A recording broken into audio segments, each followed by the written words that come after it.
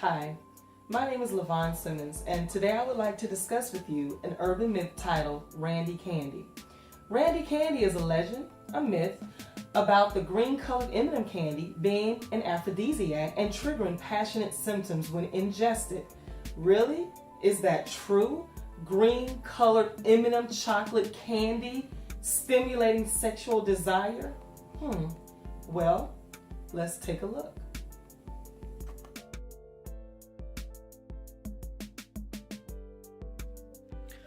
What is an aphrodisiac? Well, according to the Merriam-Webster Dictionary, an aphrodisiac is relating to exciting or expressing sexual attraction or desire. So again, the Randy Candy theory, the myth, the legend about the green-colored M&M candy being an aphrodisiac and triggering passionate symptoms when ingested. Does this sound like the case? Well, let's continue to investigate.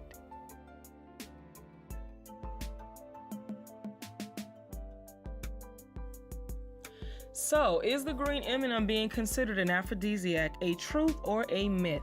Before I provide my conclusion to that question, allow me to offer some background information to assist in better understanding the myth altogether.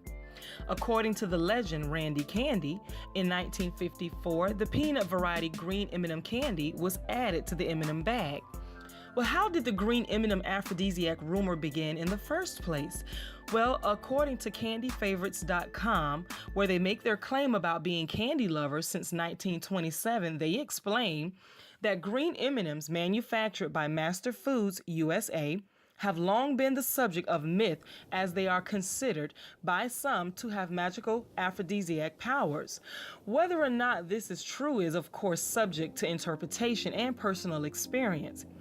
Curious as to how this myth may have occurred, well, they did a little informal research and learned the following fun facts about the color green. According to Celtic myths, the Green Man was the god of fertility. Green has long been considered a metaphor and symbol for fertility, and this was evident in the 15th century, as green was the preferred color for wedding attire. The symbolism attached to the color green continues today, even though it has taken on a more modern meaning. But back to the myth about the green M&Ms. This was fueled in the late 17s and early 80s as rock and roll performers like Van Halen requested bowls of green M&Ms backstage. Adding to this myth, in 1996, Master Foods released a commercial asking, "Is it true what they say about green ones?" There is no empirical evidence as to whether or not these fabled candies have magical powers, but we do know that they taste great and are a part of American candy lore. Van Halen revealed, however, that they made their especially specific request to make sure that their tour promoters were paying attention to detail. If they missed the trivia request about candy, they would most likely miss more important requests. There are approximately 500 green M&Ms in each pound, and they are sold in factory-sealed 5-pound bulk bags.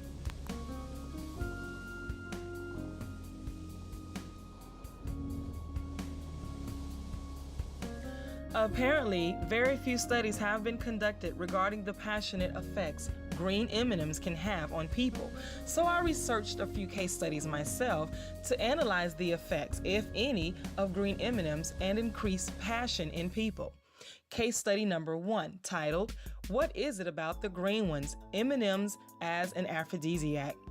In September 23, 2001, the good folks at Mars Inc., makers of a plethora of chocolate confections including the ever-popular melt-in-your-mouth, not-in-your-hands M&Ms, have apparently decided the old adage that sex sells applies to candy too.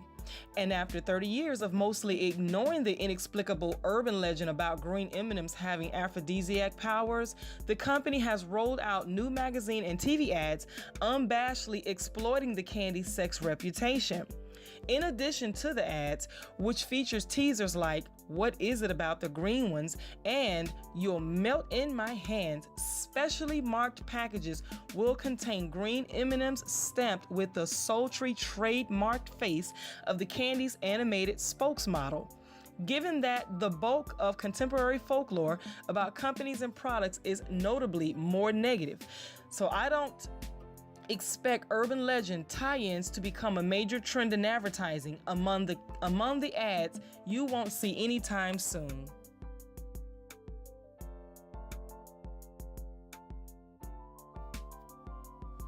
Case study number 2. No matter how many blindfolded taste tests I ace, I just can't seem to convince people that I can taste brown M&Ms. They just taste brown. When I first heard about Van Halen's backstage rider, I thought at last I'd found some simpatico super tasters. Their tour rider used to require that there be a bowl of M&Ms, but that all of the brown ones be removed. If they found a single offending brown M&M, they supposedly trashed the place and or refused to play. There are even newspaper articles detailing riotous tantrums resulting from improper candy screenings. What's interesting about this urban legend is not whether it's true, it is, but why. Turns out it had nothing to do with flavor or aesthetics or even rock star ego demands. No, it's actually just a test to make sure the promoters had read the contract. In a nutshell, Van Halen had a lot of heavy equipment that required strong cables, a stage that could withstand so much weight, and so on, that they feared for the safety of their fragile little bodies if the contract and the specifics of the contract went unread. So in the middle of a lot of technical instructions, the little devils threw in a clause forbidding brown M&Ms backstage. If they found the bowl they'd requested to be unsorted, they knew the contract hadn't been scrutinized, and hence the following hissy fits. It's all perfectly reasonable, by the way. For your convenience, I'm just paraphrasing a beautifully reported story from Snopes.com. For the full story with quotes, you should totally check out this wonderful site. Oh, and in this crazy age in which we now live, Van Halen no longer finds it necessary to mess with the minds of concert promoters. They just straightforwardly ask for a dozen of Reese cups. So the question is the green M&M an aphrodisiac a truth or a myth?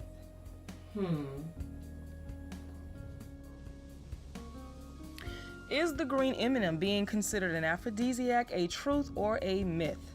Before I render my opinion, let's further discuss the sweet myth.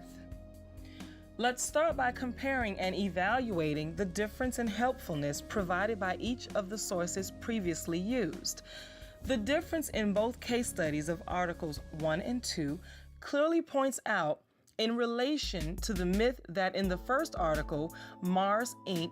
could care less of the passionate effect this particular color in the green M&M may or may not have had on people as long as the candy was selling, and in Article 2, there was no relation to the green M&M chocolate candy being an aphrodisiac of no sort. In fact, the word green was not even mentioned in the second article.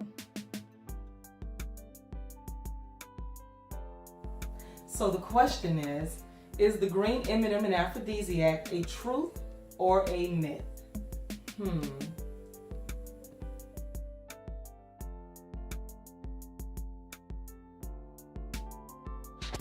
The helpfulness of both case studies from Articles 1 and 2.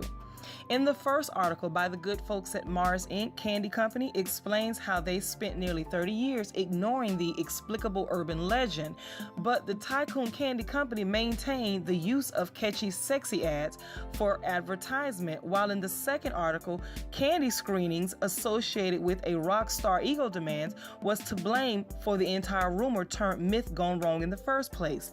The information in both of these case studies and articles informed me that there was no concrete proof nor evidence to suggest that the green M&M chocolate candy is considered to be an aphrodisiac or speaking, exciting, or expressing sexual attraction or desire.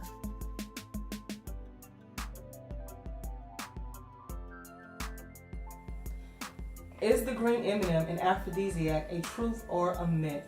In my research, in my opinion, and in my experience, In the case regarding the green M&M being an aphrodisiac, it is a myth and is simply not true. There's no evidence, no article, no person that would conclude that the green M&M chocolate candy is indeed an aphrodisiac. However, all claims have pointed out the obvious fact of the chocolate candy being simply delicious, and the rumors make for good reading and for advertising.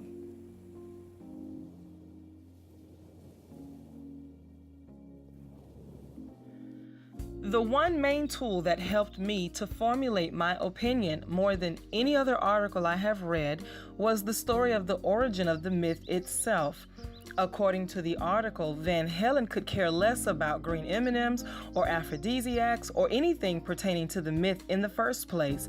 Van Halen was just a rock star who placed his demands in contracts, hoping the demands were met before he appeared to perform. That's it. Wow, an entire retold story with non-factual basis having spread for generations because no one took the time to correct the falsely spreading rumors associated with green M&Ms being aphrodisiacs and Van Halen. The one thing that I noticed regarding how the stories surrounding the myth were altered from one article to the next was by reading a variety of articles to better understand the myth and the message behind the myth. In one case, an article ignored the rumor for 30 years. I mean, really, ignored? The candy company actually admitted to ignoring the rumor. That's proof that there couldn't be any truth to this myth, because if there were any truth, the tycoon company would have capitalized on the myth's truths rather than ignore them.